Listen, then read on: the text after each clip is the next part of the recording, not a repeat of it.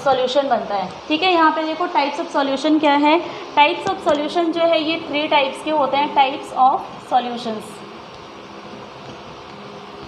First क्या है, saturated solution. ठीक है, सेकंड क्या है, unsaturated solution.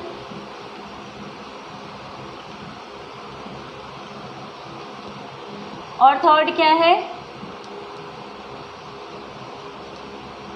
Pure saturated solution.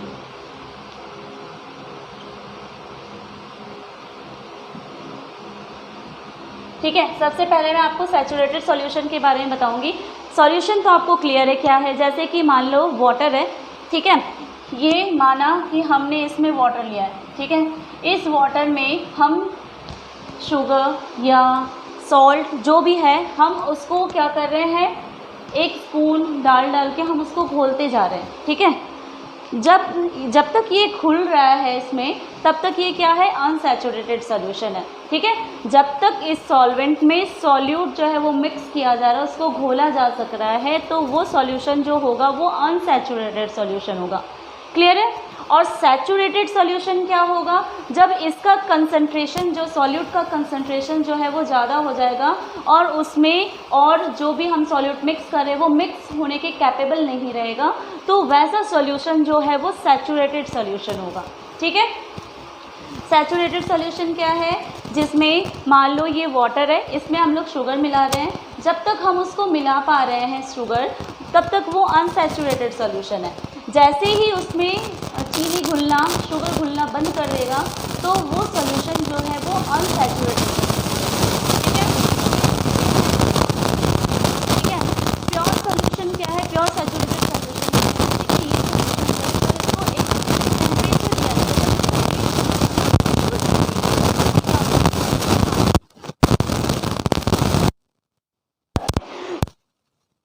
वैसे उस टाइम पे उसमें और टाइप का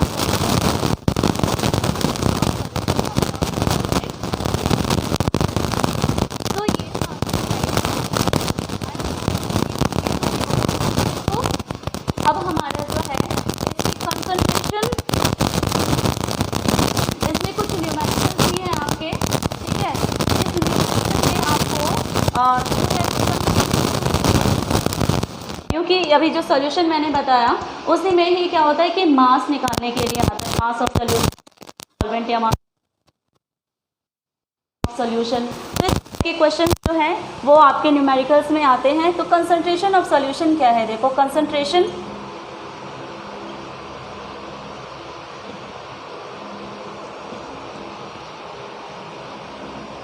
सॉल्यूशन।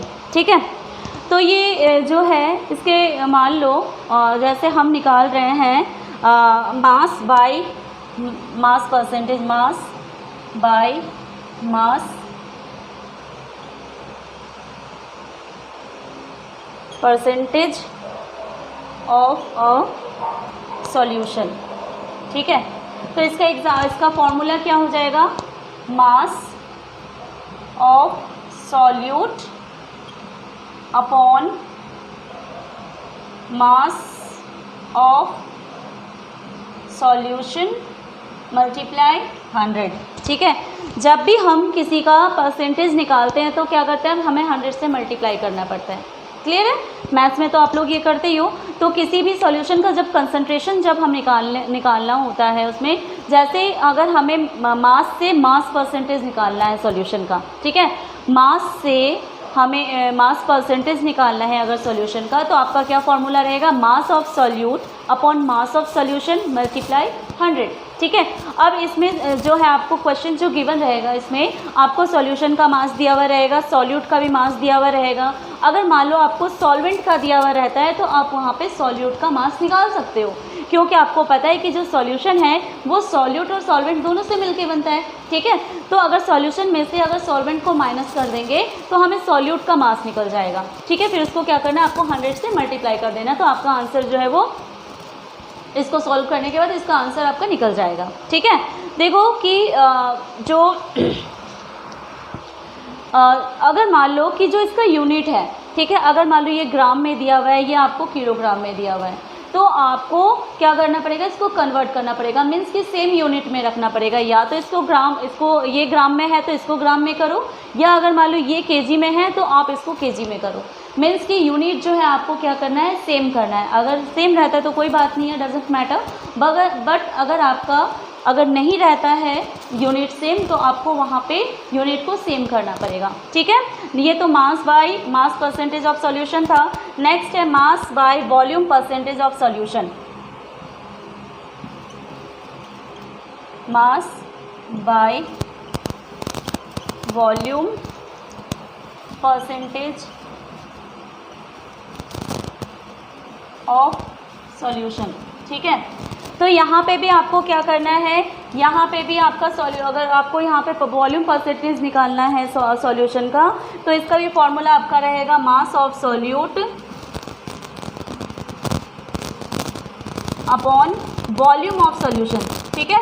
आपको ये चीज़ें जो है आपको गिवन रहेगी, जो चीज़ नहीं है वो आप निकाल लोगे, कोई डिफ़िकल्ट वाली बात नहीं होगी इसमें, आप इजीली कर सकते हो ये सॉल्व, ठीक है। दिस सॉल्यूशन मल्टीप्लाई क्या करना पड़ेगा, 100 करना पड़ेगा, ठीक है। अब आपको अगर बोला जाए कि volume by volume percentage of solution निकालना है, ठीक है। तो अगर आपको वॉल्यूम निकालना है, वॉल्यूम से वॉल्यूम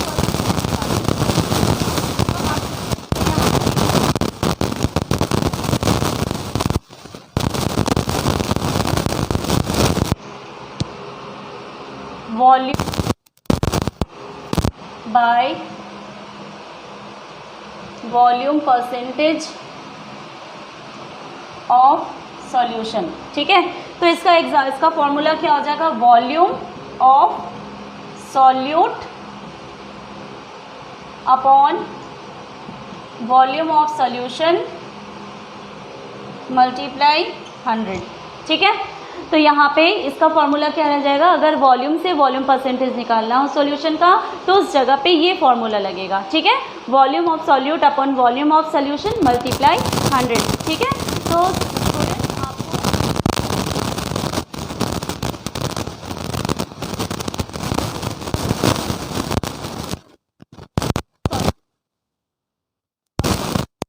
आपको सॉल्यूट और सॉल्यूशन दिया हुआ है तो आप सॉल्वेंट्स निकाल सकते हो, ठीक है। वैसे सॉल्वेंट की तो रिक्वायरमेंट है नहीं, यहाँ पे सॉल्यूट और सॉल्यूशन ही चाहिए। तो जो भी आपको वैसा ना दे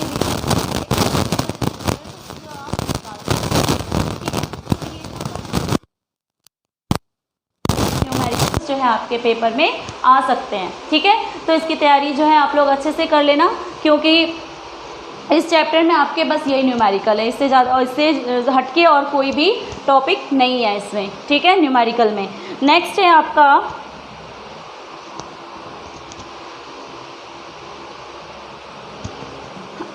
देखो सेपरेटिंग मेथड में आपको बताती हूँ। जैसे कि जो मैटर है उसको किस तरह से, उसके फिज़िकल प्रॉपर्टीज़ को किस तरह से उसको सेपरेट किया जा सकता है, ठीक है। फिज़िकल मेथड के द्वारा सेपरेशन जो है वो किस टाइप से किया जा सकता है, ठीक है। जैसे जो तुम्हारे इम्प्योर सब्सटेंसेस होते हैं, या जो मान लो कि जो मिक्सचर्स होते हैं, तो उसमें जो कंपोनेंट होते हैं उसको सेपरेट करने के बहुत सारे मेथड्स होते हैं, ठीक है। तो उन मेथड्स के बारे में ही मैं अभी बताऊंगी आपको, जो मेथड्स हैं इसको सेपरेट करने के।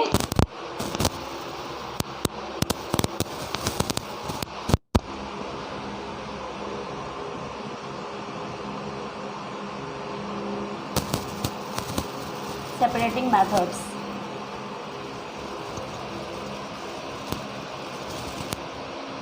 of mixtures.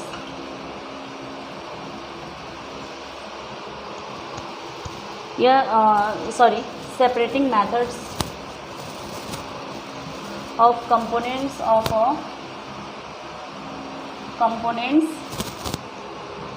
a mixture. या कंपोनेंट्स ऑफ मिक्सचर्स, ठीक है। तो ये जो है आपको यहाँ पे मैं मेथड्स के बारे में बताऊंगी कि किस तरह से हम लोग सेपरेट कर सकते हैं जो मिक्सचर्स होते हैं उसके डिफरेंट कंपोनेंट्स को, ठीक है। फर्स्ट हम लोग देखते हैं इसमें कि फर्स्ट हम लोग जैसे स्टार्ट करते हैं इवेपोरेशन से,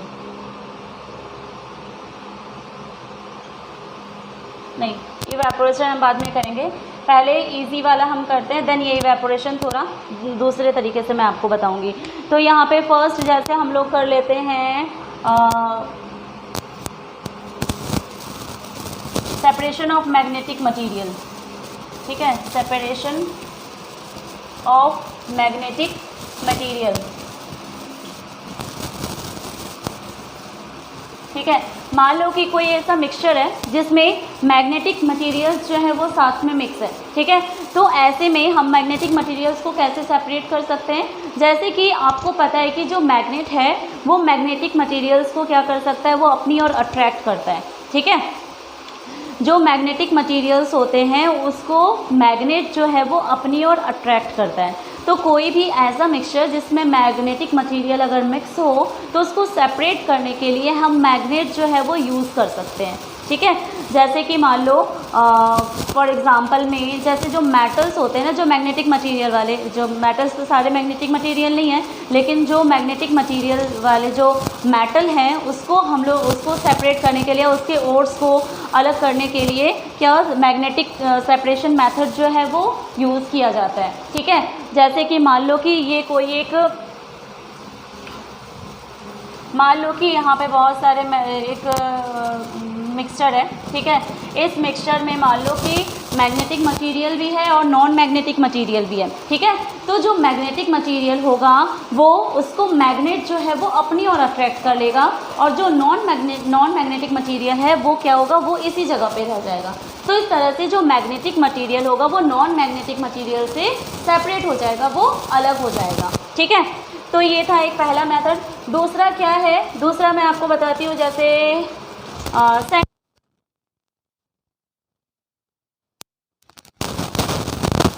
मेथड क्या होता है, सेंट्रीफ्यूगेशन का मेथड जो है वो इसमें यूज़ किया जाता है जिसकी डेंसिटी हाई होती है और जिसकी डेंसिटी लो होती है, ठीक है। जिसकी डेंसिटी ज़्यादा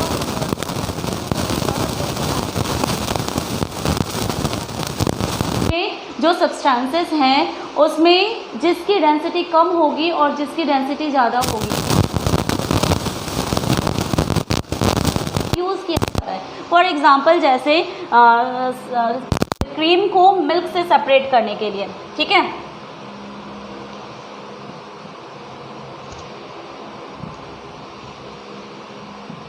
separation of cream from milk, ठीक है। तो यहाँ पे मिल्क से क्रीम को सेपरेट करने के सेंट्रीफ्यूगेशन मेथड किया जाता है। जैसे मान लो सेंट्रीफ्यूगेशन मतलब सेंटर में, ठीक है। मान लो कि ये कोई एक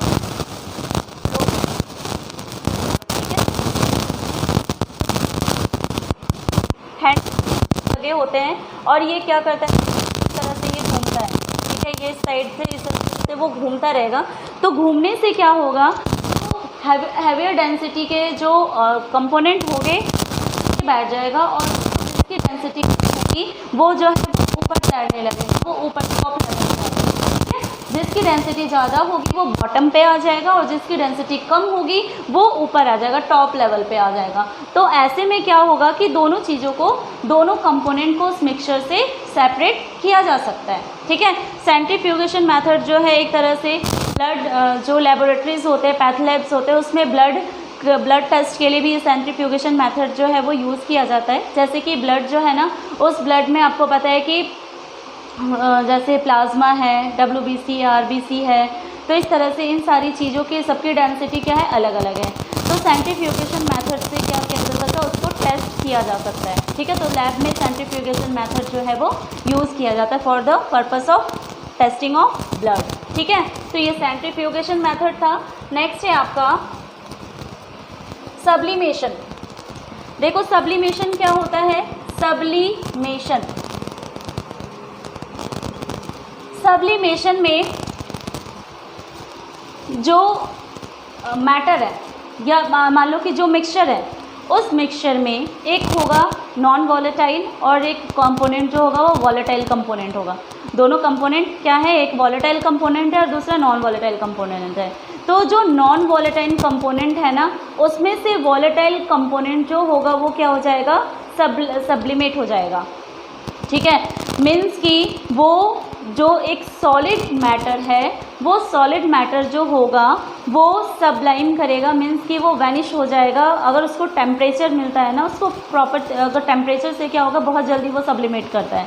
अगर मान लो कि जो एक तो सबसे पहले आपको एग्जाम्पल में जानना ज़रूरी है कि सब्लिमेशन या इसके जो कंपोनेंट, ये जो मैटर होते हैं सबलाइम कंपोनेंट वो क्या क्या होते हैं। जैसे कि मान लो हो गया आपका कैम्फोर, मीन्स की कपूर। ठीक है, कैम्फोर हो गया, अमोनियम क्लोराइड हो गया,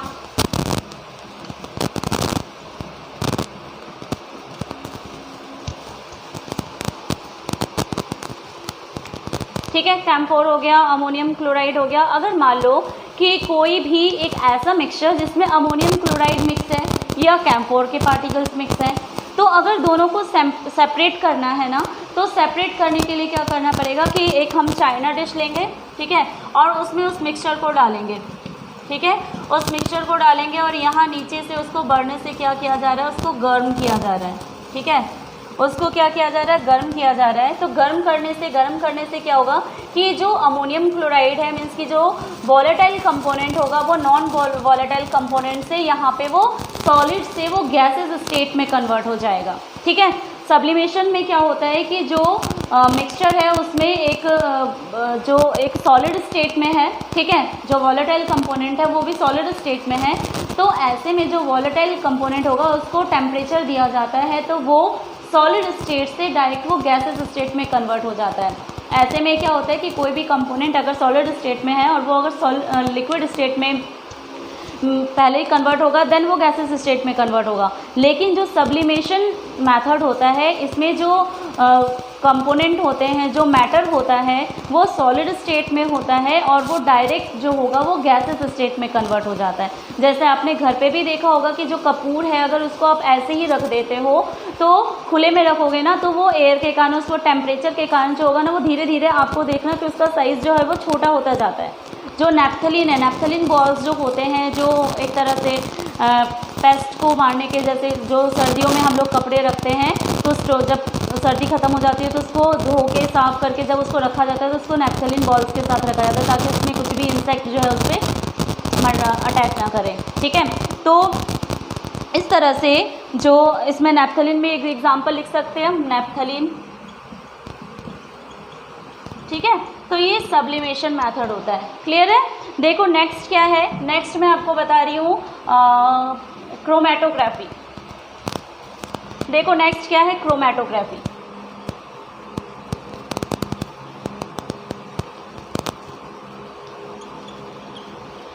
क्रोमेटोग्राफी जो है, इसमें जो डाई होता है ना, डाई जो है उसमें डिफरेंट कलर्स को सेपरेट करने के लिए क्रोमेटोग्राफी जो मेथड है वो यूज़ किया जाता है। ठीक है, जैसे मान लो कि कोई एक कलर डाई है, उसमें 3 कलर्स मिक्स है, मान लो कि ब्लू कलर मिक्स है, येलो कलर मिक्स है और रेड कलर, ये तीनों कलर मिक्स है। ठीक है, वो तीनों कलर जब मिक्स हो जाती है तो हम तीनों को सेपरेटली नहीं देख सकते, वो तीनों चीज़ें मिक्स होके एक नया कलर बनाती है। ठीक है, तो ऐसे में हमें उस कलर को अगर हमें सेपरेट करना है तो सबसे पहले हमें क्या करना पड़ेगा, हम ले लेंगे एक ग्लास ले लेंगे, इस ग्लास में हम थोड़ा सा वाटर ले लेंगे। ठीक है, देन हम क्या करेंगे, एक फ़िल्टर पेपर लेंगे। देखो एक फ़िल्टर पेपर लिया है हमने, और इस फ़िल्टर पेपर पे हमने थोड़ा सा यहाँ पे जो डाई था उसका एक ड्रॉप ले लिया। ठीक है, हम क्या करेंगे, एक फ़िल्टर पेपर लेंगे, उस फ़िल्टर पेपर में थोड़ा सा उस डाई का कलर, जो एक वो कलर है, जो डाई है, उसका 1 ड्रॉप या 2 ड्रॉप जो हम इस फ़िल्टर पेपर में डाल देंगे। देन इस फ़िल्टर पेपर को हमें क्या करना है, इसमें हमें डिप करना है। ठीक है, इसमें हमें डिप करेंगे। डिप करने के बाद हम क्या देखेंगे, हम थोड़े से इस फ़िल्टर पेपर में जहाँ कलर है, उस जो स्पॉट है वहाँ से उस पानी से हम थोड़ा सा दूर ही रखेंगे। तो हम थोड़ा सा दूर रखेंगे, फिर धीरे धीरे हम क्या देखेंगे कि ये फ़िल्टर पेपर जो है उस पानी को क्या कर रहा है, एब्जॉर्ब कर रहा है। ठीक है, आप कोई भी एग्जाम्पल घर पे भी देखते हो ना कि थोड़ा सा अगर कुछ गीला है तो धीरे धीरे वो पानी से वो गीला होता जाता है, अगर पानी उसमें ज़्यादा होता है तो, क्योंकि वो पानी को क्या कर लेता है, अब्जॉर्ब कर लेता है। तो इसी तरह से ये जो फिल्टर पेपर है पानी को अब्जॉर्ब कर रहा है, और ये एक टाइम ऐसा आएगा जहाँ पे जब ये पानी का लेवल जो होगा वो यहाँ तक आ जाएगा, ठीक है, कहाँ पे, इस डॉट पे आ जाएगा। फिर ये इसमें क्या होगा कि जो भी कलर्स है ना, जिसकी सॉल्युबिलिटी जो है वो जो सॉल्युबल सबसे पहले होगा, वो चीज़ जो होगी वो घुलने लगेगी। सॉल्युबिलिटी के अकॉर्डिंग जो है वो कलर्स जो होंगे वो घुलना स्टार्ट कर देंगे। ओके, तो यहाँ पे जो चीज़ सबसे पहले घुलेगी वो चीज़ जो होगी वो आपको यहाँ पे कलर्स जो होंगे वो आपको धीरे धीरे जो है वो कलर्स दिखने लगेंगे ऐसे ऐसे करके, ठीक है, बैंड हिसाब से। तो जो कलर पहले घुलेगी उसकी सॉल्युबिलिटी जो है वो सबसे हाईएस्ट है, ठीक है, बहुत जल्दी वो घुलती है। तो ये जो सबसे पहले घुलेगी ना वो सबसे ऊपर चली जाएगी। फिर उसके बाद जो घुलेगी, जैसे मैंने आपको एक कलर का कॉम्बिनेशन जैसे बताया, मान लो कि ब्लू है प्लस येलो है एंड प्लस रेड है, ठीक है। तो यहाँ पे इस डाई में सबसे पहले जो है वो ब्लू कलर घुलना स्टार्ट करेगी, इसकी सॉल्युबिलिटी जो है इन सबसे ज़्यादा है। दैट मीन्स कि जो ब्लू कलर है वो पहले घुलना स्टार्ट करेगी, then yellow colour, then red. तो इस फिल्टर पेपर में आपको सबसे ऊपर में कौन सा दिखाई देगा, ब्लू कलर दिखाई देगा, देन आपको यहाँ पे येलो कलर दिखाई देगा, देन आपको यहाँ पे रेड कलर दिखाई देगा, ठीक है। तो ये क्रोमेटोग्राफी जो है वो डाई के डिफरेंट कलर्स को सेपरेट करने में यूज़ किया जाता है, ठीक है। तो ये तो था आपका क्रोमेटोग्राफी।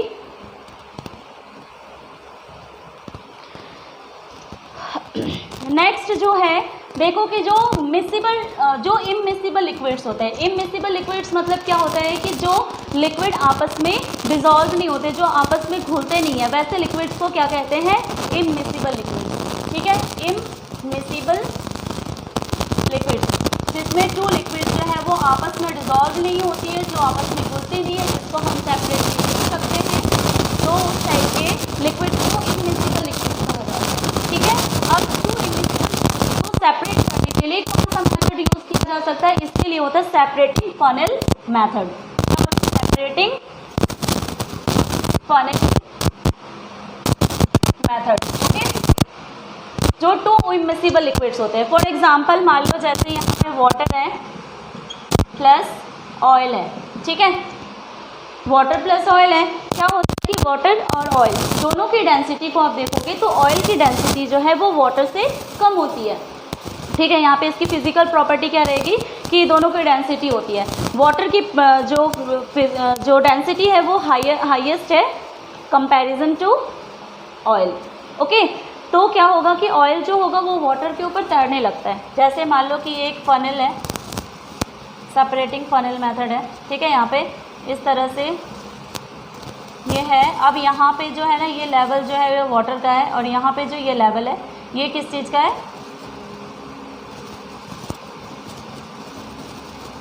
ये इस तरह से इसको सेपरेट करने के लिए बनाया गया है, ठीक है। और यहाँ पे मान लो एक बीकर है या कुछ भी है जिस पे हम लोग कंटेनर है जिस पे हमें सेपरेट करके मतलब अलग करके इसमें रखना है।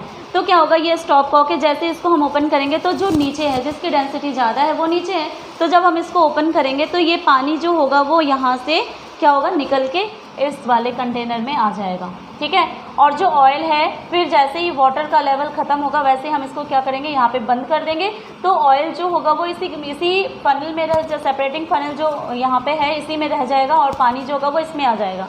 तो यहाँ पे इस मेथड से हम क्या देख रहे हैं कि जो टू इमिसिबल लिक्विड्स है दोनों को इस मेथड से सेपरेट किया जा सकता है। क्लियर है। नेक्स्ट देखो कि ये तो इमिसिबल लिक्विड का था, अब जो है वो मिसिबल लिक्विड को देखते हैं हम कि किस तरह से सेपरेट किया जा सकता है। मिसिबल लिक्विड मीन्स कि जो लिक्विड जो आपस में मिल जाते हैं, घुल जाते हैं, ठीक है। जैसे कि मान लो वाटर और एसीटोन है या वाटर अल्कोहल है या एसीटोन अल्कोहल है, तो अगर ये दोनों ये जो है ना इसको क्या कहते हैं, इनको मिसिबल लिक्विड्स कहते हैं, क्योंकि ये आपस में डिजॉल्व हो जाती है, घुल जाती है, दोनों चीज़ों को हम सेपरेटली नहीं देख सकते, तो ये मिसिबल लिक्विड्स होते हैं, ठीक है। तो जो मिसिबल लिक्विड्स होते हैं उनको सेपरेट करने के लिए कौन सा मेथड अपनाया जाता है, इसके लिए होता है डिस्टिलेशन मेथड।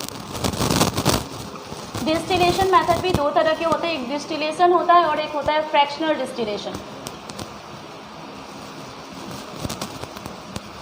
ठीक है। क्या होता है, एक डिस्टिलेशन होता है, दूसरा होता है फ्रैक्शनल डिस्टिलेशन। पहले हम लोग डिस्टिलेशन मेथड के बारे में बात करेंगे। डिस्टिलेशन मेथड जो है, जैसे मान लो कि वाटर एंड एसीटोन है। इसका पहले मैं एक डायग्राम बनाती हूँ। देखो जैसे ये बन गया, बर्नर बनाना है, ये इसको यहाँ पर करने के लिए प्लान है।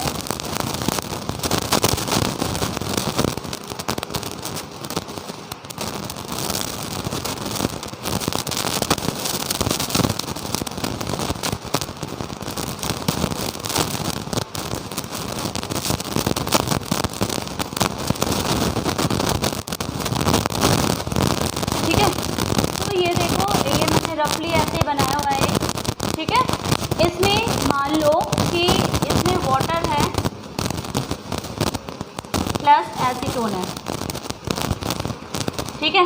इसमें वाटर प्लस एसीटोन है। अब ये चीज़ मैं पहले आपको बता दूं कि यहाँ पे कौन कौन सा ये है आपका एक जिसमें आपको यहाँ पे वाटर और एसीटोन जो है ये रखा गया। एक डिस्टिलेशन फ्लास्क है, ठीक है। इसको क्या कहते हैं, डिस्टिलेशन फ्लास्क कहते हैं। यहाँ पे थर्मामीटर लगा हुआ है, ये एक कंडेंसर लगा हुआ है जो क्या करेगा, यहाँ पे जो पानी बॉयल होके आएगा उसको यहाँ पे ठंडा करने का काम करेगा, और यहाँ से इवेपोरेट होते आते हुए जब ये ठंडा होगा तो यहाँ पे पानी के ड्रॉपलेट्स बन जाएंगे, ठीक है।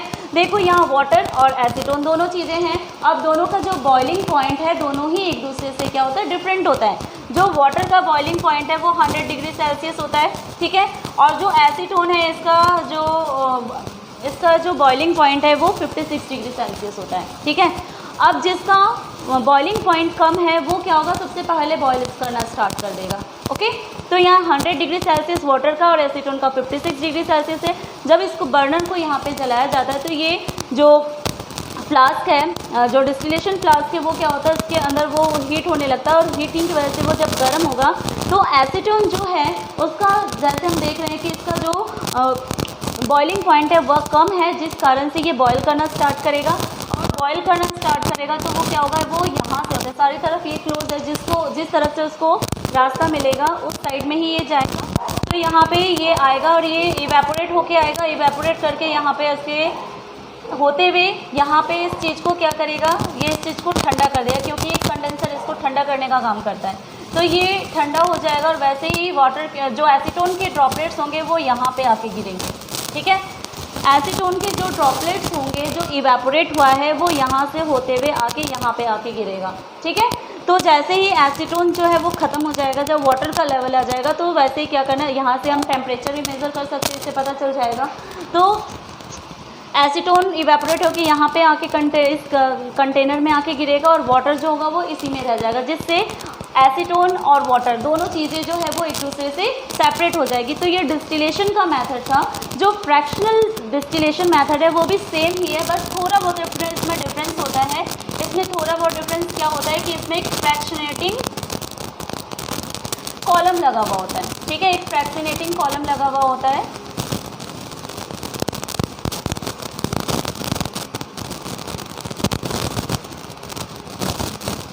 यहाँ से जुड़ा हुआ होता है, ओके। जैसे मान लो कि यहाँ पे आपके एग्जाम्पल में हम ले लेते हैं एसीटोन प्लस अल्कोहल, ठीक है। एसीटोन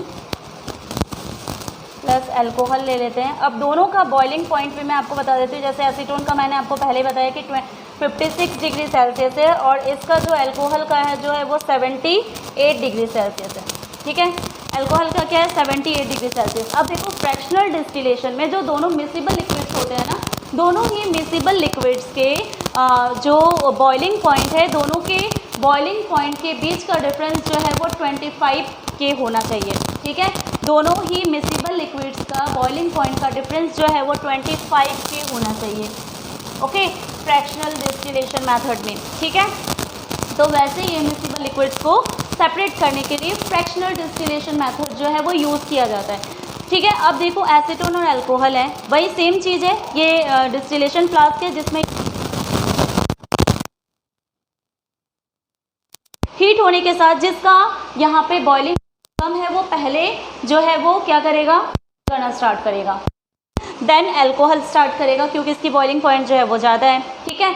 अब जैसे ये हीट हो रहा है तो क्या है, ये तो है नहीं कि 56 डिग्री ही मतलब कंटिन्यू रहेगा जब तक एसीटोन जो है वो सेपरेट ना हो जाए, ऐसा तो नहीं हो सकता। जैसे हीट अगर बढ़ रहा है तो इसके जो टेम्परेचर बढ़ने की वजह से ये 78 डिग्री सेल्सियस तक पहुंच सकता है।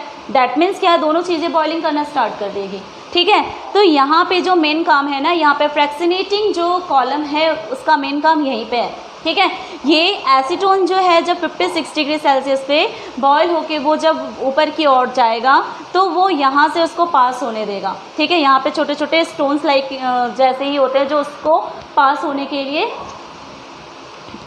रास्ता देगा। ठीक है, तो 56 डिग्री सेल्सियस पे ये एसीटोन जो होगा वो इवेपोरेट होगा और वो यहाँ से होते हुए यहाँ पे आ जाएगा। ठीक है, अब ये अल्कोहल जो है वो अगर बॉइलिंग के साथ अगर मान लो कि ये अगर बॉयल हो भी जाता है तो ये जो फ्रैक्शनेटिंग कॉलम है वो अल्कोहल को यहाँ से इवेपोरेट होने नहीं देगा, क्योंकि यहाँ पे ये सिर्फ उस टाइम पे क्या करेगा, सिर्फ 56 जो है मीन्स कि एसीटोन को ही जाने देगा। अगर वो ऊपर जाता है तो फिर से वो उसको क्या कर देगा, नीचे की ओर धकेल देगा।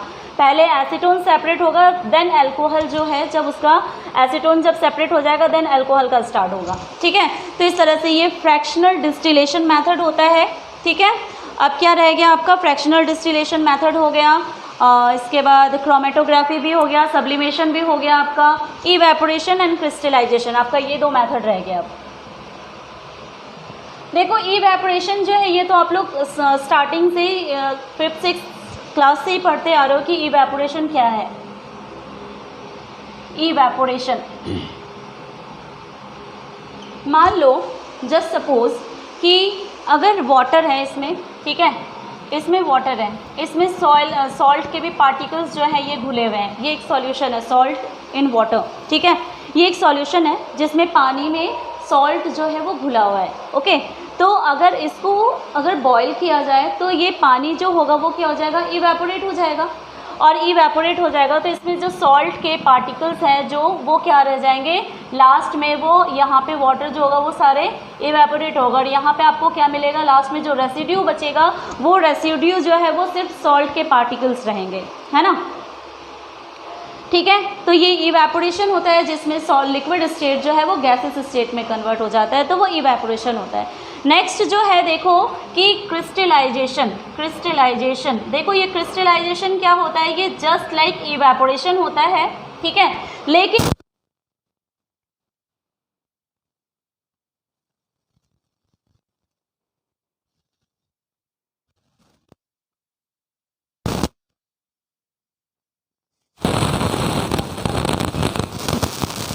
हो गया, ठीक है, लेकिन यहाँ पे सॉल्ट के पार्टिकल्स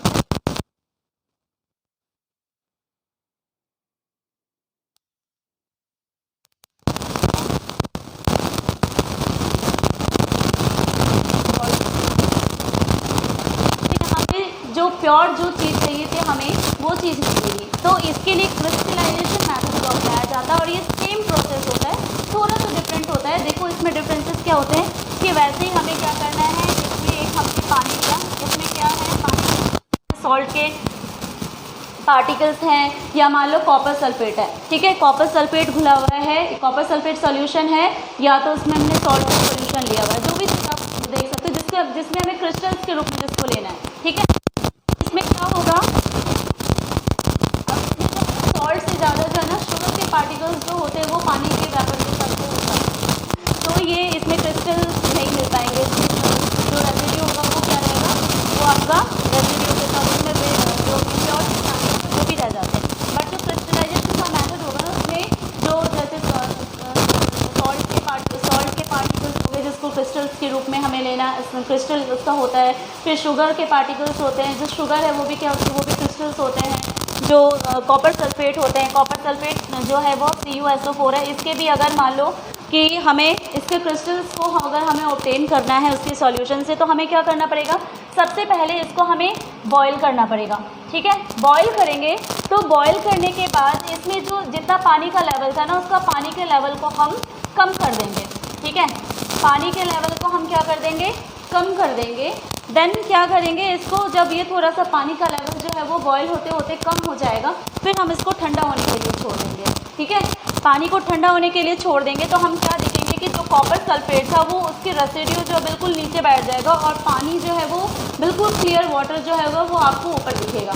अब वो पानी जो है उसमें क्या होगा, जो इम्प्योरिटीज़ थी ना, सारी इम्प्योरिटीज़ जो है वो उस पानी में रहेगी, ठीक है। और जो इसके क्रिस्टल्स थे कॉपर सल्फेट के वो सारे क्या हो जाते हैं, सेपरेट हो जाते हैं, वो अलग हो जाते हैं। तो ये मेथड जो होता है वो क्या होता है, क्रिस्टलाइजेशन मेथड, ठीक है। तो ये तो था आपका separating methods of component. Next है आपका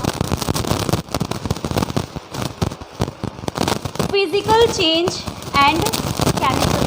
देखो ये भी क्या होता है, चेंज क्या होता है, फिजिकल चेंज क्या होता है कि फिजिकल स्टेट जो होता है वो चेंज होने लगता है किसी भी मैटर का, तो वो फिजिकल चेंज होता है। और जिसमें केमिकली चेंज होता है मीन्स कि उसके जो कलर होगा या मान लो उसका जो टेस्ट है, उसका जो मतलब कि वो दूसरा प्रोडक्ट बनाता है जो पहले वाले प्रोडक्ट से बिल्कुल डिफरेंट होता है, एक नया सब्सटेंस बनाता है, तो वो केमिकल चेंज के कारण होता है। तो वो जो केमिकल चेंज होता है वही उसी को केमिकल रिएक्शन भी कहते हैं, ठीक है। और फिजिकल चेंज क्या होता है, कोई भी एक ऐसा मैटर जिसके कलर में चेंजेस हो कलर नहीं सॉरी जिसके मान लो कि उसमें जो स्टेट होता है ना, जैसे कि बॉइलिंग पॉइंट के कारण, मेल्टिंग पॉइंट के कारण, या मान लो कि उसका शेप चेंज हो जाना, छोटा हो जाना, बड़ा हो जाना, तो ये जो है वो फिजिकल प्रॉपर्टीज़ होती है, ठीक है। तो वो फिजिकल चेंज होता है, इसके कारण जो चेंजेस होते हैं उसको फिजिकल प्रॉपर्टी कहते हैं, फिजिकल चेंज कहते हैं। फॉर एग्जांपल जैसे मान लो कि कोई एक वुड लेते, कोई एक लकड़ी का टुकड़ा लेते हैं, अगर हमने इसको छोटे छोटे पीसेस में तोड़ दिया, तो इस पीसेस को तोड़ने के कारण इसके क्या, इसकी प्रॉपर्टी में चेंजेस आए, नहीं आए, सिर्फ इसका क्या हो गया, शेप छोटा, साइज़ जो है वो छोटा हो गया, साइज़ छोटा हो गया, लेकिन इसके जो प्रॉपर्टी थी वो सेम, प्रॉपर्टी में कोई चेंजेस नहीं आए, तो वो क्या हो जाएगा, फिजिकल प्रॉपर्टी, ठीक है। जैसे मान लो कि वाटर इवेपोरेशन भी क्या है, जैसे पानी जो है वाटर इवेपोरेट होकर वो गैसेज स्टेट में मीन्स कि वाटर वेपर बन जाता है, तो वो केमिकल चेंज होगा या फिजिकल चेंज होगा, that will be physical change. क्यों, क्योंकि जो वाटर जो गैसेस स्टेट है वाटर का वो वाटर होगी, उसके फिजिकल जो है वो सिर्फ क्या हो रहा है कि बॉइलिंग के कारण वो इवेपोरेट हो रहा है, ठीक है, वो इवेपोरेट हो रहा है, वो गैसेस स्टेट में कन्वर्ट हो गया, लेकिन उसके जो प्रॉपर्टीज़ थी उसमें कोई भी चेंजेस नहीं आए, ठीक है। इसी तरह से मेल्टिंग पॉइंट भी, मेल्टिंग जो होता है वो भी चेंज नहीं आएगा। अब जो केमिकल चेंज है, केमिकल चेंज में क्या है कि जिसमें जो प्रॉपर्टी होगी, जो पुराना वाला मैटर है उसमें से जो नया वाला जो प्रोडक्ट बनेगा उसकी प्रॉपर्टी जो होगी पहले वाले से बिल्कुल चेंज होगी, जो एक नया सब्सटेंस बनेगा। जैसे मान लो कि उसमें टेस्ट में चेंजेस आ जाएगा, उसमें फिर मान लो शेप में नहीं सॉरी कलर में चेंजेस आ जाएंगे, तो वो केमिकल चेंज हो जाएगा। और इस टाइप का जो रिएक्शन होता है उसको केमिकल रिएक्शन भी कहते हैं। जैसे मान लो जैसे कर्ड का बनना, मिल्क से कर्ड का बनना, मिल्क की प्रॉपर्टी अलग होती है, कर्ड की प्रॉपर्टी जो है वो अलग होती है, लेकिन जो कर्ड बना वो किससे बना, मिल्क से ही बना, ठीक है। तो जो मिल्क से एक नया सब्सटेंस बना वो कर्ड है, और जो उसकी प्रॉपर्टी होगी वो मिल्क से बिल्कुल डिफरेंट होगी, दोनों की प्रॉपर्टी जो होगी बिल्कुल एक दूसरे से डिफरेंट होगी। तो इस तरह के जो चेंजेस होते हैं या जो रिएक्शन होगा वो केमिकल चेंज और केमिकल रिएक्शन कहलाएगा, ठीक है। नेक्स्ट है आपका कि जो प्योर सब्सटेंसेस होते हैं वो क्या होते हैं, व्हाट आर प्योर सब्सटेंसेस। ये मैंने आपको बताया था, बट मैं आपको फिर और एक बार बता देती हूँ व्हाट आर प्योर सब्सटेंसेस क्या होते हैं। प्योर सब्सटेंसेस जो होते हैं ना वो सिर्फ एक ही पार्टिकल्स से मिलके बने हुए होते हैं, ठीक है। जो प्योर सब्सटेंसेस होते हैं वो सिर्फ एक ही पार्टिकल्स से बने हुए होते हैं, उनके जो एटम्स होते हैं वो एक जैसे ही होते हैं, अलग अलग नहीं होते। इनको किसी भी केमिकली जो है उनको सेपरेट नहीं किया जा सकता, अलग नहीं किया जा सकता, इनको तोड़ा नहीं जा सकता, इनके जो एटम्स होते हैं, ठीक है। तो जैसे मान लो और ये जो प्योर सब्सटेंस ये 3 तरह के हो सकते हैं, नहीं सॉरी यहाँ तो मैं आपको यहाँ पे प्योर सब्सटेंसेस में जैसे मैं आपको एलिमेंट के बारे में बता रही थी कि एलिमेंट जो है वो क्या होते हैं, जो एक ही टाइप के पार्टिकल्स से मिलके बने हुए होते हैं उसे एलिमेंट कहते हैं। फॉर एग्जाम्पल जैसे नाइट्रोजन हो गया, ठीक है।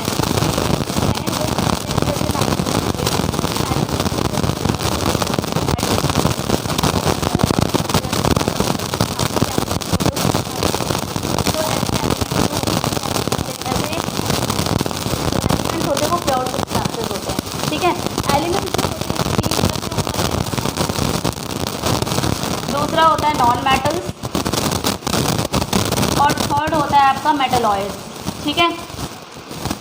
ये 3 तरह के होते हैं, metals, non metals and metalloids. Metals क्या होते हैं? मेटल्स के बारे में, मेटल्स और नॉन मेटल्स के डिफरेंसेस तो आप लोग पढ़ रखे हो कि मेटल्स और नॉन मेटल्स क्या होते हैं, ठीक है। तो मेटल जो है ना वो भी क्या होता है कि एलिमेंट ही है, नॉन मेटल भी क्या एक एलिमेंट है, मेटलॉइड्स क्या है ये भी एक एलिमेंट है। लेकिन मेटल्स जो होंगे वो एक नॉन मेटल से क्या होंगे, डिफरेंट होते हैं। उनकी जो प्रॉपर्टीज़ होती है, फिजिकल प्रॉपर्टीज़ जो होती है वो एक दूसरे से बिल्कुल डिफरेंट होती है, ठीक है। मेटल्स जो होंगे ये जो इनका फिजिकल स्टेट होता है या ये सॉलिड स्टेट में, जनरली ये सॉलिड स्टेट में होते हैं। लेकिन मर्क्यूरी जो है एक ऐसा मेटल है जो रूम टेम्परेचर पे लिक्विड स्टेट में होता है, ठीक है। और जो नॉन मेटल होते हैं ये जनरली जो है ये गैसेस स्टेट में होते हैं, ओके। या कुछ जो है वो एक्सेप्शंस में कुछ लिक्विड स्टेट में भी होते हैं। तो इसके बाद क्या होता है, मेटल्स जो है वो सोनरस है, नॉन मेटल सोनरस नहीं होते। ये डक्टाइल होते हैं, ये नॉन डक्टाइल होते हैं। ये मैलेबल होते हैं, ये नॉन मैलेबल होते हैं। Metals are good conductor of heat and electricity होते हैं, but non metals are poor conductor of heat and electricity. Exceptions में इसका ग्रेफाइट आ सकता है। मेटलॉइड्स जो है ये दोनों के ही प्रॉपर्टी को शो करता है, ठीक है, दोनों की प्रॉपर्टी को ही रिप्रेजेंट करता है। मीन्स मेटल्स और नॉन मेटल्स दोनों की प्रॉपर्टी को मेटल्स जो है वो रिप्रेजेंट करते हैं। फॉर एग्जांपल जैसे जर्मेनियम हो गया, ठीक है। जर्मेनियम जो है वो क्या है, एक मेटलॉइड्स है, ठीक है। तो इस तरह से ये एलिमेंट हो गया प्योर सब्सटेंसेस में। दूसरा प्योर सब्सटेंस क्या हो सकता है, कंपाउंड। कंपाउंड जो है वो भी क्या है, एक प्योर सब्सटेंस है कंपाउंड। क्यों प्योर? जैसे आपको मैंने ये बताया है कि जो प्योर सब्सटेंसेस होते हैं वो सिर्फ एक ही पार्टिकल से मिलके बने हुए होते हैं, बट कंपाउंड जो है वो 2 या 2 से अधिक एलिमेंट से मिलके बने होते हैं। जैसे मान लो कि अमोनिया है, NH3 है, कार्बन डाइऑक्साइड है, ठीक है, या मान लो कि यहाँ पे वाटर है, और भी इस तरह से बहुत एग्जाम्पल आप ले सकते हो। तो आप यहाँ पे क्या देख रहे हो, ये नाइट्रोजन भी है, इसमें हाइड्रोजन भी है, मतलब ये एक तरह से मिक्सचर को बना रहा है, ठीक है। लेकिन क्या होता है, इसको हम इम्प्योर नहीं कर सकते। ये क्या है, प्योर। कैसे प्योर है? क्योंकि जो इसमें नाइट्रोजन का क्या देख रहे हो, इसमें एक एटम है, हाइड्रोजन के कितने देख रहे हो, 3। जब नाइट्रोजन के एक एटम में हाइड्रोजन के 3 एटम्स कंटेन होंगे तभी जाके वो अमोनिया फॉर्म करेगा। क्लियर है? इसी तरह से कार्बन डाइऑक्साइड है, कार्बन के कितने एटम है, 1, ऑक्सीजन के कितने।